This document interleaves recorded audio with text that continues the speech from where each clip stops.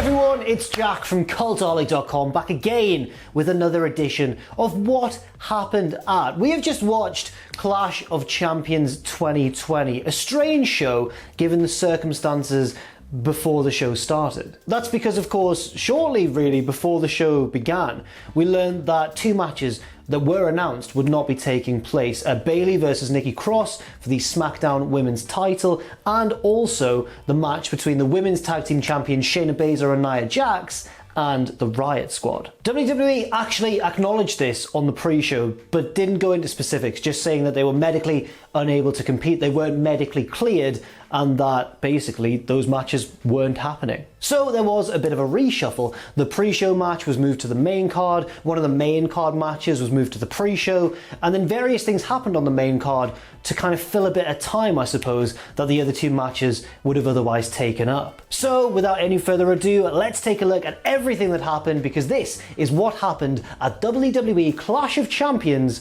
2020. So the match on the pre-show, the one match on the pre-show, is a match that was originally on the main portion of the card. Cesaro and Nakamura defending the SmackDown tag team titles against the Lucha House Party, represented in this match by Kalisto and Lince Dorado. And this was a decent match with, of course, Grand Metalik stationed on the outside of the ring. The Lucha House Party came close. It was pretty good in fairness, especially for a pre-show match. It lasted about 10 minutes. The Lucha House Party came close, but eventually Nakamura and Cesaro got the win with that big swing and Kinshasa combination. Lovely stuff. And even though it may have seemed during the build-up that Kalisto and Lince Dorado were going to fall out and have a big blow-up, that hasn't happened yet, so we'll have to monitor that situation and see what happens going forwards. Intriguing times on the pre-show, where, you know, within reason. So we start things off on the main portion of the card with the triple threat ladder match for the IC Championship, or for both physical belts really, in classic Shawn versus Razor fashion. It's Sami Zayn, the man who thinks that he's never lost the IC belt, versus Jeff Hardy, the actual IC champion, versus AJ Styles, who still believes that Jeff screwed him out of the belt. And things start off as ladder matches in the modern age kind of usually do, with a bit of a normal match to begin with, and then a few little ladder spots sprinkled in here and there. There's a bit of blatant spot construction from Jeff Hardy, who places a ladder upside down for no discernible reason before heading up top and jumping off and missing his target and crashing and burning like a fool. A big highlight of these early stages, and of the whole match in fairness, is Sami Zayn, who takes a big Shawn Michaels SummerSlam 2005 against Hogan bump into a ladder. AJ whips him into the ladder, and Sami Zayn takes like 2 or 3 separate bumps on the ladder on the way back down.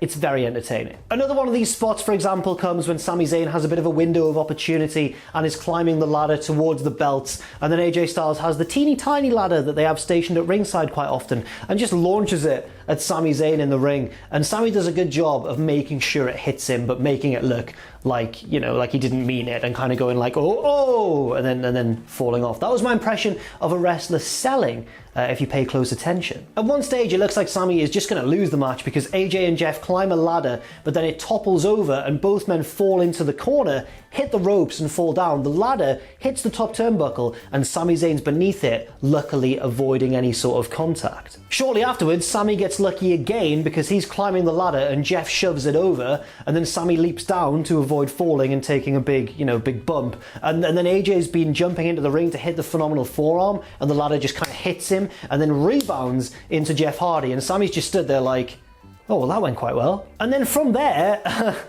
Jeff's on the ladder and Sami tips it over like lengthways, and Jeff climbs over the top of the ladder as it's being tipped and just lies along one edge of the ladder horizontally for some mad reason, and Sami just throws the ladder over the top rope and Jeff falls, and it looks terrifying for a second, but I think he gets very lucky on the landing. They're such crazy boys, aren't they, in this match? And more craziness ensues when Sami sets up a ladder bridge, but Jeff attacks, puts him on it, scales a ladder, and then leaps off with a swanton bomb through the ladder bridge, through Sami Zayn, and Sami looks out of action. But then Sami recovers and starts to break out the handcuffs, and this is where the match becomes very good and very unique and entertaining as well. I really enjoyed this part. Sami breaks out a pair of handcuffs. One pair is used to handcuff Jeff Hardy's earlobe to a ladder, and the other half is used to handcuff Sami Zayn to AJ Styles to prevent AJ from climbing the ladder. Bit of a desperation move from Sami Zayn. So AJ, because he's handcuffed to Sami, just batters Sami anyway and climbs up with him, just dragging his dead weight up the ladder with him, as Jeff makes his way back to the ring with the ladder now like just a massive metal earring attached to his earlobe.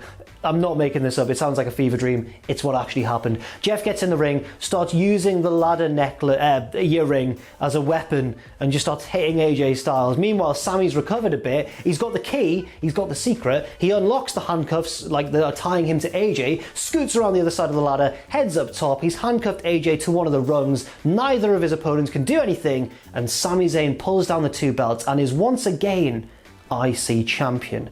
Really nice stuff here, actually. The sheer amount of banter from Sami in this match is just insane. He deserved to win on humour factor alone. I enjoyed the handcuff spots too. He's so triumphant as both of his opponents are just trying to free themselves in the ring. He heads up the ramp, gets interviewed up there as well, maybe to fill a bit of time, and denies that he has regained the IC championship, saying that he is still the reigning champion. Very good stuff from Sami. I'm excited to see where this goes. Next up, we get the first of 2 24/7 title backstage segments. I'm just going to run them together into one segment for the purposes of this video, because even though they took place at separate points in the night, they were about the same sort of thing. So R-Truth is creeping around backstage disguised as, I think, like an old Western gold prospector, because it's Clash of Champions, the gold rush, everyone's looking for gold.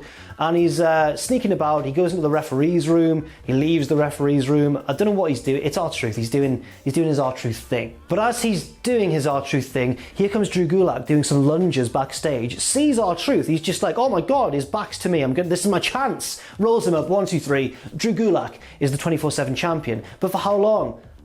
Not very long. Because later on, Gulak is doing an interview where he's talking about being the new 24/7 champion, how great it is. He dedicates his victory to Akira Tozawa, and I quote, who was apparently eaten by a shark on Monday Night Raw, which seems to have happened, yes. What's going on? And R-Truth sneaks up behind, rolls up Drew, 1, 2, oh no, he hits him with a metal thing. I think it was a gold prospecting, like a sieve or a filter, what's it, like a colander. He hits him with it anyway, metal implement, and pins him for the belt back. Can someone tell me what one of those is called? It's like a dish with holes in to filter gold out when you're looking for gold in the Old West. I'm not a big Old West head, I don't know what's going on. Next up, we get the match that was going to be on the pre-show, but because of all the changes, I guess they still wanted to have a women's match on the main portion of the show. We get the Raw Women's title match between Asuka and Zelina Vega. This one, coming straight after the ladder match, is quite wisely a bit more slower paced, a bit more cerebral, like Triple H, a bit more technical, and it's a nice change of pace. And even though it's not very long, it's nothing offensive, it's still a perfectly enjoyable match. Vega shows a good account of herself here. We've not seen her wrestle too much, obviously, because she's usually in the managerial role, but she does all right. She manages to escape an armbar attempt early on by getting the ropes.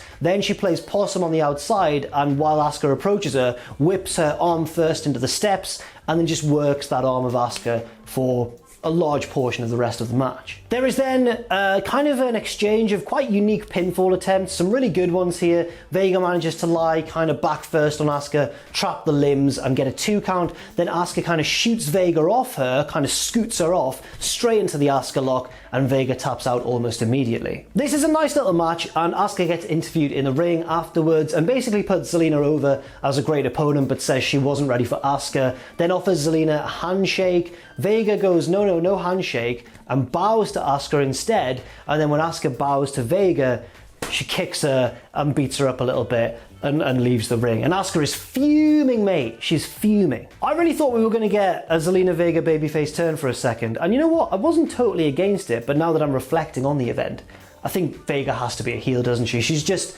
such a natural heel, it wouldn't have really made sense. Now on to the next match, the United States title match between Bobby Lashley, accompanied by MVP of course, and Apollo Crews, accompanied by his pal, his underutilized mate, bloody Ricochet. Ricochet just doesn't get much of anything, does he? And it's crazy because it's literally Ricochet. Lashley dominates large portions of the opening stretch of the match, and MVP is talking mad trash on the outside. In fact, this whole show had quite a lot of trash talk from heels in general, as we'll see when we get to the main event. But Apollo Crews fires back and really impresses with a huge gorilla press on the much larger man. That's very nice stuff. Big standing moonsault, all of his usual stuff, you know what's going on.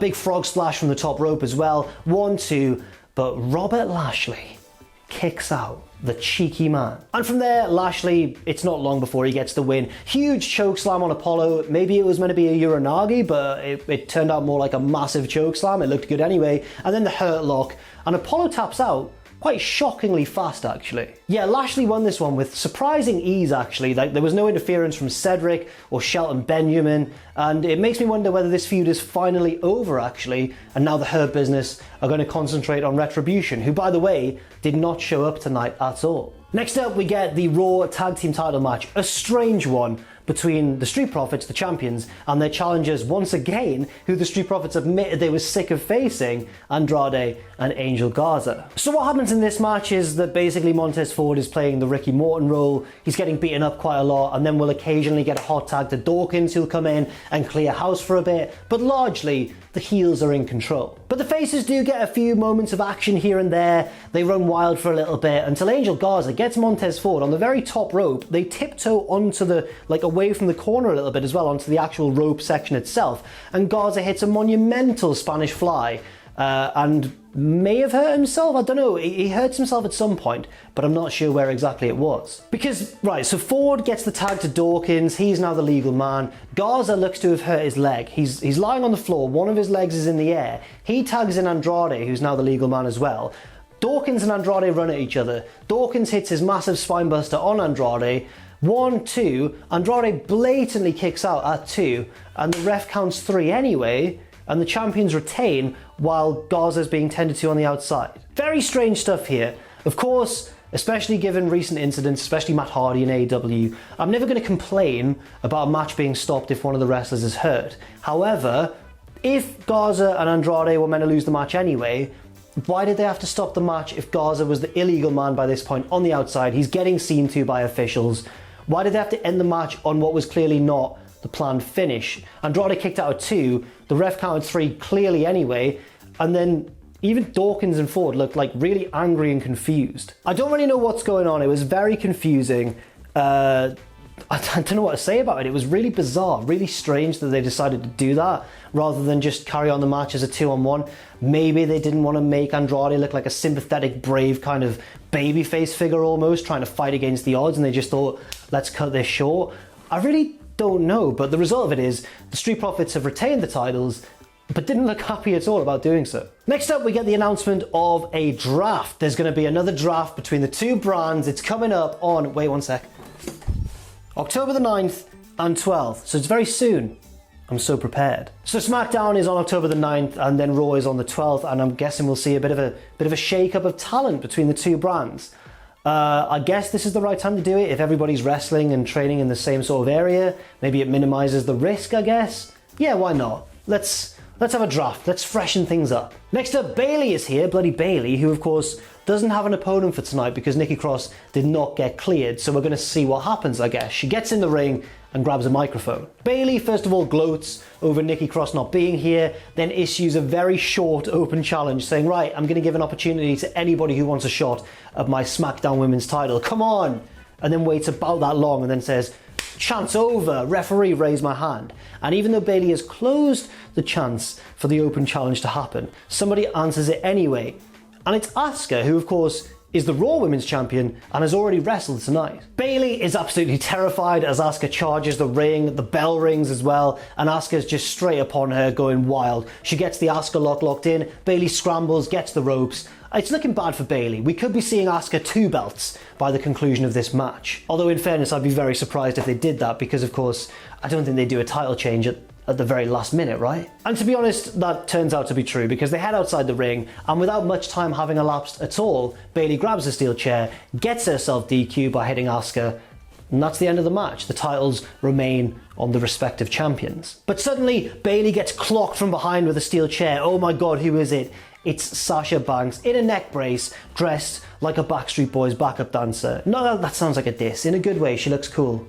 I feel really mean now. Bayley turns the tables though because Sasha's neck's hurting. She throws Sasha in the ring. She gets a steel chair. She gets a kendo stick. She's about to do some damage to Sasha Banks, but Sasha's all fired up. She fights back. She gets control of the kendo stick and starts lighting Bayley up. And Bayley, of course, like any good heel should, doesn't want any more of this and leaves with her tail between her legs. So an interesting segment on the show, and clearly one of the kind of time filler segments they had to replace Bayley's match with Nikki Cross. Herself versus Asuka wasn't much of a match really, it didn't last very long, but I guess Sasha's surprise appearance was maybe a little bit exciting. Next up we get the penultimate match of the night, the WWE Championship match, the ambulance match in fact, between Randy Orton and the champion Drew McIntyre. And just like a minute or two into the match, Orton's near the ropes and his leg gets grabbed from outside the ring, and we look down, the camera pans down, and it's some kind of 7-foot shaven-headed giant with a face mask on. Who on earth could it be?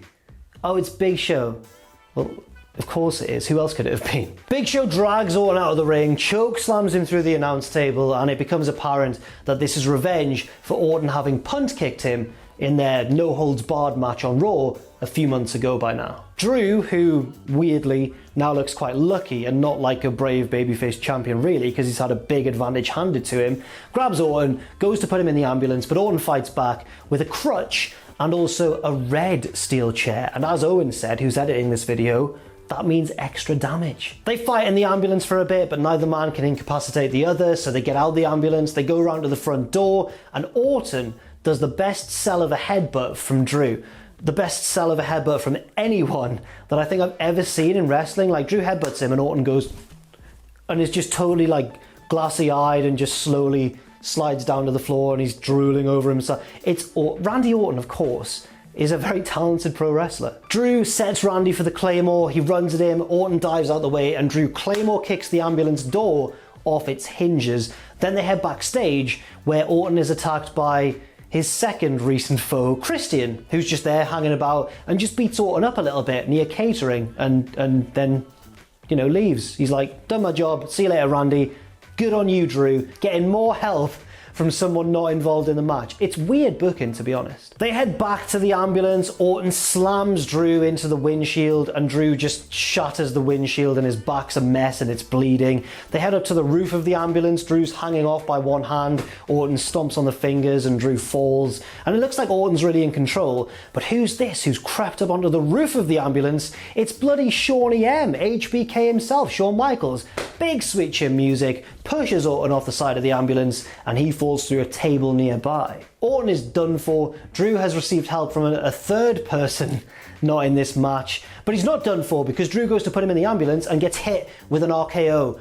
Out of nowhere, you might even say. Drew now seems in trouble. Orton puts him in the back of the ambulance. Drew manages to get his hand in the way of the door when it's closing, and they do that classic door tease that you see in like any ambulance match really. Drew gains the advantage with just a thumb in the eye of Randy Orton. Orton staggers back all confused. Drew hits him with a Claymore, puts Orton in the back of the ambulance, and it looks like it's over, but Drew's not quite done. McIntyre grabs Orton, drapes him out the back of the ambulance, measures him, and hits a punt kick, Orton's own move of course, and also a big kick to the head. That's the basic thing that's gone on here, and that's enough. Orton is completely out of it. Drew puts him in the back, closes the door, and is still the WWE champion. But once again, he did so with the help of 3 other people and still nearly lost. It's probably the weirdest booking of the night, and it was a match not affected by any of the medical issues surrounding this event, so I think that's what they were going to do anyway,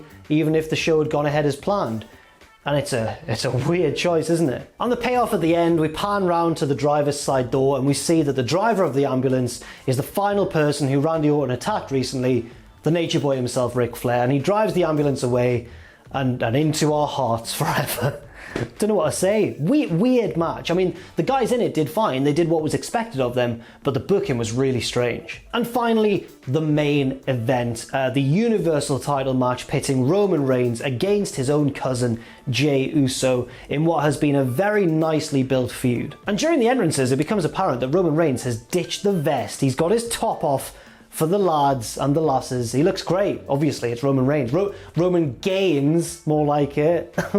So to the delight of everybody, Roman's got his body out. To the delight of Jen from Cultaholic on Twitter, who was just not even trying to hide her thirstiness towards Roman Reigns. And honestly, who can blame her? He looks phenomenal. It goes back and forth, and one thing that strikes me in the early portions of this match is how good the punches are. Both of them, so good at punches, so good at those big uppercuts. They're both fantastic at them, but Roman has the power, and he seems to dominate Jay in the early goings. And as the match progresses, it becomes apparent that Jay just does not have enough to put away Roman, obviously, and it's just like a slow, crushing realization that whatever he does, Jay is not going to win the belt here. And Roman is fully aware of this too. He's trash talking so much. He's saying things like, I told you, you should have just taken the payday and laid down for me and let me win, and we wouldn't have to go through this. Roman carries on, Heyman's on the outside getting involved a little bit verbally as well, and Jay is just like refusing to stay down, but he can't do anything, and it's quite interesting to see. It's quite an interestingly told story. At one point, Roman's like, look, I live at this level, you can't do anything to beat me, and Jay rises up and just smacks him with a chop to the chest, which Roman knows sells, even though it's a big chop, and just decks him with an uppercut, and it's really dramatically told. But Jay, because he is a legend, fires up, of course, like any good babyface should. He hits a couple of dives to Roman on the outside. They get back in the ring. Roman goes for a spear. Jay jumps it and rolls him up for 2. Then a big super kick for 2 as well. Heads up top, big splash again for 2. But he's back in the match. But the third kick out of that sequence from Roman at 2 involves a bit of a low blow because his arm is in between Jay's legs, and as he kicks out, he just catches him below the belt.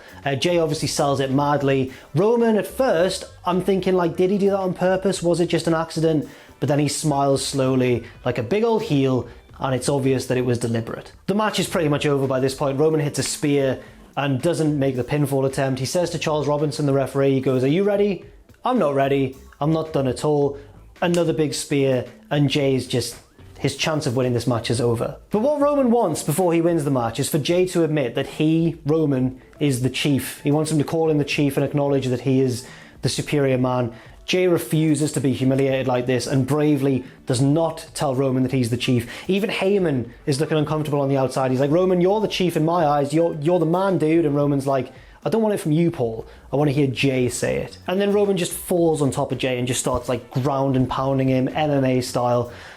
Jay still refuses to give in. Jimmy Uso runs out with a towel. He's about to throw the towel in. Jay's like, don't you dare. Roman's like, all right then, fine. Bang. Bang. He's still going. It's getting ugly. Eventually, Jimmy's seen enough. He throws the towel in. The match is over.